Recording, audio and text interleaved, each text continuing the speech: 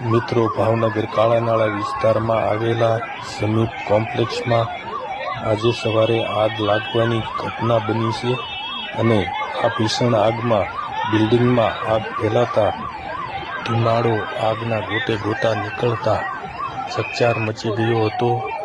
સમીપ કોમ્પ્લેક્સમાં બાળકોની હોસ્પિટલ છે એટલે નાના બાળકો પણ દાઝ્યા, મહિલાઓ કર્મચારીઓ પણ દાઝ્યા છે। એટલા માટે સિવિલ હોસ્પિટલમાં તાત્કાલિક ધોરણે ખસેડવામાં આવ્યા હતા।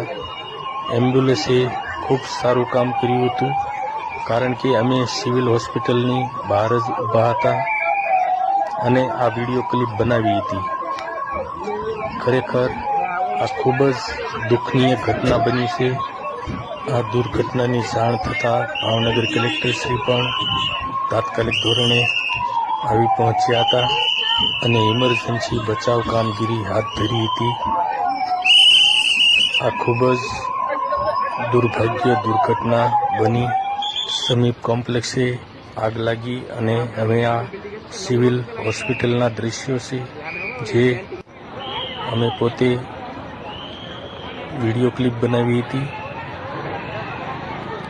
હવે અહીં એમ્બ્યુલન્સે ખૂબ સારું કામ કર્યું, પણ બાળકો અથવા મોટાઓ કોઈ દાઝ્યા હોય તેવું સ્પષ્ટ જણાઈ રહ્યું હતું, પરંતુ સિવિલ હોસ્પિટલે સ્ટાફે તાત્કાલિક બચાવ કામગીરી હાથ ધરી હતી।